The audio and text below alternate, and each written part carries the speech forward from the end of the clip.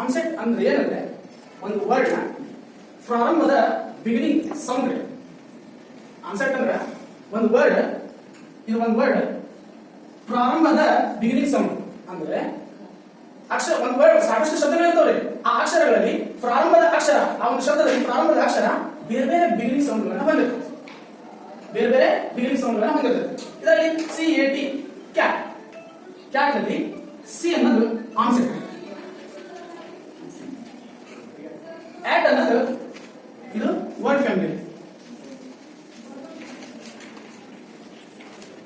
ಆಟ್ ಅನ್ನೋದು word family. ಇದ್ರ ಬಗ್ಗೆ ಎಕ್ಸ್ಪ್ಲನೇಷನ್ ನೆಕ್ಸ್ಟ್ ನೋಡೋಣ.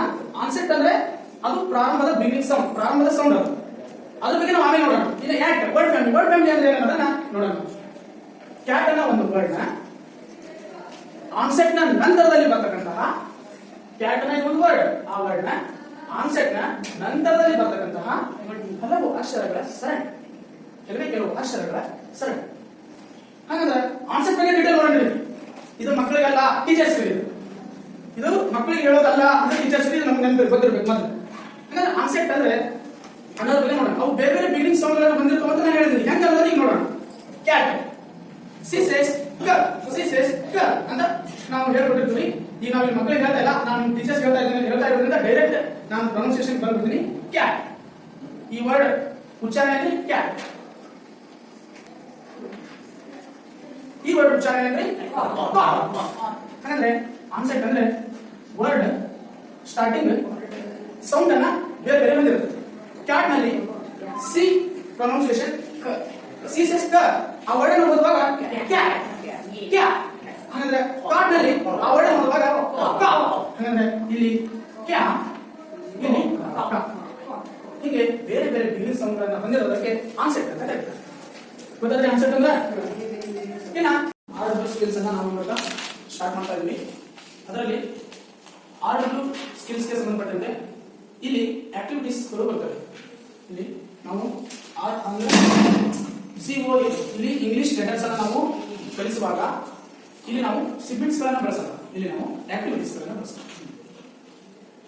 ಇಲ್ಲಿ ಈಗಾಗಲೇ ಮೊದಲನೇ ಅವಧಿಯಲ್ಲಿ ಲೆಟರ್ಸ್ ಅನ್ನ ಇಂಟ್ರೊಡ್ಯೂಸ್ ಮಾಡಿದ್ರು.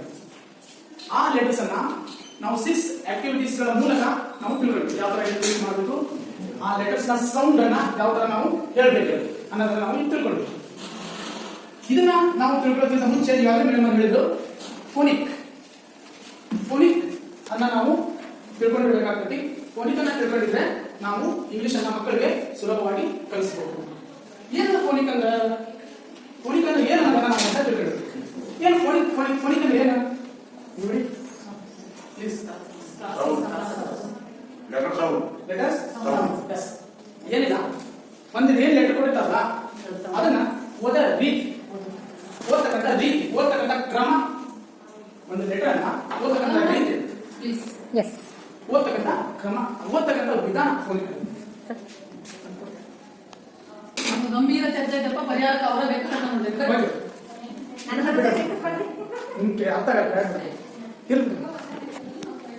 ಪ್ರಾಸ ಪದಗಳು ಅಂತ ಅಂದ್ರೆ.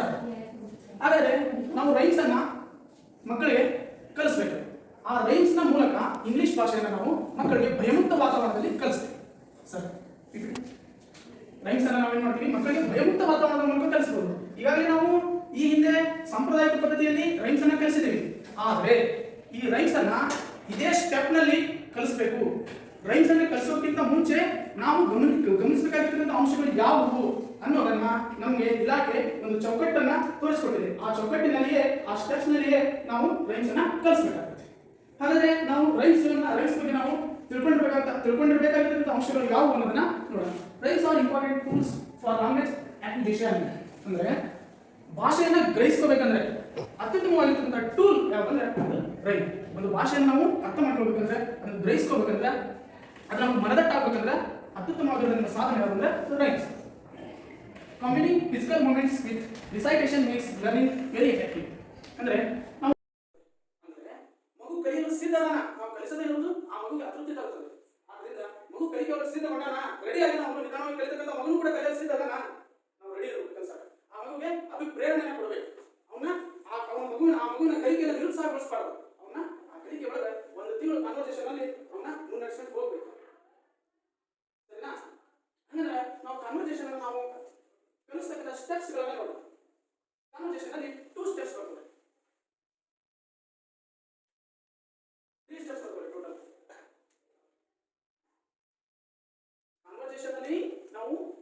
ಪಾರ್ಟ್ಸ್ಗಳನ್ನು ನೋಡ್ತೀವಿ. ಒಂದು ಗ್ರೀಟಿಂಗ್ಸ್, ಇನ್ನೊಂದು ಕಾನ್ವರ್ಸೇಷನ್ ಸರ್ಕಲ್. ಈ ಕಾನ್ವರ್ಸೇಷನ್ ನ ಬೇಸಿಕ್ ಪಾಯಿಂಟ್ಸ್ ಗಳನ್ನ ಮತ್ತು ಗಮನಿಸಬೇಕಾಗಿರುವಂತಹ ಅಂಶಗಳನ್ನ ಕಲ್ಕೊಂಡಂತ ಸ್ಟೆಪ್ಸ್ ಗಳನ್ನ ನಾವು ನೋಡಬೇಕು.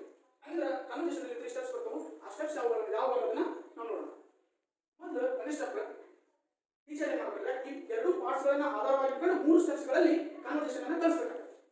ಅಂದ್ರೆ ನಾವು ಯಾವ ಮೊದಲಾಗಿ ಟೀಚರ್ ಮೊದಲು ಸಿಂಪಲ್ ಆಗಿರ್ತಕ್ಕಂಥ ಗ್ರೀಟಿಂಗ್ಸ್ ಅನ್ನ ಮಕ್ಕಳಿಗೆ ಮಾತು ಇಂಗ್ಲಿಷ್ ನೊಳಗೆ ಪರಿಚಯಿಸಬೇಕು. ಸಿಂಪಲ್ ಆಗಿರ್ತಕ್ಕಂಥ ಗ್ರೀಟಿಂಗ್ಸ್ ಅನ್ನ ಇಂಗ್ಲಿಷ್ ನೊಳಗೆ ಫಸ್ಟ್ ಪರಿಚಯಿಸಬೇಕು. ಅವರ ಅರ್ಥ ಮತ್ತು ಬಳಕೆಯನ್ನ ಕನ್ನಡದೊಳಗೆ ವಿವರಿಸಬೇಕು. ತದನಂತರ ಅದು ಹೇಳಿದ್ದನ್ನ ಟೀಚರ್ ವಿದ್ಯಾರ್ಥಿಗಳ ಜೊತೆಗೆ ಕೂತ್ಕೊಂಡು ಹಲವಾರು ಬಾರಿ ಪ್ರಾಕ್ಟೀಸ್ ಮಾಡಿ. ಇದು ಒಂದು ಕೇಳಿದ್ರೆ ಟೀಚರ್ ಸರಳ ಸಂಭಾಷಣೆಯನ್ನ ಇಂಗ್ಲಿಷ್ ನಲ್ಲಿ ಪರಿಚಯಿಸ್ತಾರ, ಅದರ ಅರ್ಥ ಮತ್ತು ಬಳಕೆಯನ್ನ ಕನ್ನಡದಲ್ಲಿ ವಿವರಿಸ್ತಾರೆ. ಅದನ್ನ ಪ್ರಾಕ್ಟೀಸ್ ಮಾಡಿ. ಅದೇನ್ ಮಾಡ್ತೀವಿ, ಪ್ರಾಕ್ಟೀಸ್ ಮಾಡ್ತೀವಿ. ಹಾಗಾದ್ರೆ ಇದೊಂದು ಎಕ್ಸಾಂಪಲ್ ಅನ್ನು ನಾವು ನೋಡೋಣ. ವಹಿಸಿಕೊಳ್ಳಲು ನಮ್ಮ ಬ್ಯಾಟರಿ ತಾಲೂಕಿನ ಪ್ರಭಾರಿ ಕ್ಷೇತ್ರ ಸಮನ್ವಯಾಧಿಕಾರಿಗಳಾಗಿರ್ತಕ್ಕಂಥ RH ಗೌಡ್ ಸರ್ ಅವರನ್ನು ಕೇಳಿಕೊಂಡಾಗ ಅವರು ತುಂಬ ಹೃದಯದಿಂದ ಈ ಒಂದು ಕಾರ್ಯಕ್ರಮಕ್ಕೆ ಆಗಮಿಸಿ ಈ ಕಾರ್ಯಕ್ರಮಕ್ಕೆ ಶೋಭೆಯನ್ನು ತಂದುಕೊಟ್ಟಿದ್ದಕ್ಕಾಗಿ ಮತ್ತು ಈ ಕಾರ್ಯಕ್ರಮಕ್ಕೆ ಆಗಮಿಸಿದ್ದಕ್ಕಾಗಿ ಈ MRP ತಂಡದವರ ಪರವಾಗಿ ಹಾಗೂ ಶಿವರಾತ್ರಿಗಳ ಪರವಾಗಿ ಅವರಿಗೆ ತುಂಬ ಹೃದಯದ ಧನ್ಯವಾದಗಳು. ಈ ಕಾರ್ಯಕ್ರಮದ ತಾಲೂಕಾ ನಡಿಕಡಿ ನೋಡಲ್ ಆಫೀಸರ್ ಮತ್ತು MRP BRP ಆಗಿರ್ತಕ್ಕಂತಹ MY ಪಟ್ಟಿಗೌಡ ಮೇಡಮ್ ಅವರಿಗೂ ಕೂಡ ಈ ಕಾರ್ಯಕ್ರಮವನ್ನು ಒಂದು ಸರಿಯಾಗಿ 5 ದಿನಗಳ ಕಾಲ ಮುನ್ನಡೆಸಿಕೊಂಡು ಹೋಗಿದ್ದಾರೆ. ಅವರಿಗೂ ಕೂಡ ಈ ಒಂದು ಕಾರ್ಯಕ್ರಮದ ಪರವಾಗಿ ಮತ್ತು ನಮ್ಮ MRP ಟೀಮ್ನ ಪರವಾಗಿ ತುಂಬ ಹೃದಯದ ಧನ್ಯವಾದಗಳು. ಅದೇ ರೀತಿಯಾಗಿ ಈ ಕಾರ್ಯಕ್ರಮದಲ್ಲಿ ಈ 5 ದಿನಗಳ ತರಬೇತಿಯನ್ನು ನೀಡಿರ್ತಕ್ಕಂತಹ ಎಲ್ಲ ಸಂಪನ್ಮೂಲ ವ್ಯಕ್ತಿಗಳಿಗೂ ಮತ್ತು ಈ ತರಬೇತಿಯಲ್ಲಿ ಭಾಗವಹಿಸಿರ್ತಕ್ಕಂತಹ ಎಲ್ಲ ಶಿಬಿರಾರ್ಥಿಗಳಿಗೂ ಕೂಡ ಈ ಕಾರ್ಯಕ್ರಮದ ಪರವಾಗಿ ನಮ್ಮ MRPಗಳ ಪರವಾಗಿ ತುಂಬ ಹೃದಯದ ಧನ್ಯವಾದಗಳು. ಈ ಒಂದು ತರಬೇತಿಯನ್ನ ನಾವು 5 ದಿನಗಳ ಕಾಲ ಪಡೆದಿದ್ದೇವೆ. ಈ 5 ದಿನಗಳ ಕಾಲ ಪಡೆದಿದ್ದನ್ನ ನಾವು ನಮ್ಮ ಶಾಲೆಯಲ್ಲಿ ಒಂದು ಉತ್ತಮವಾಗಿರ್ತಕ್ಕಂಥ ಪ್ಲಾನ್ ಅನ್ನ ರಚನೆ ಮಾಡ್ಕೋಬೇಕು.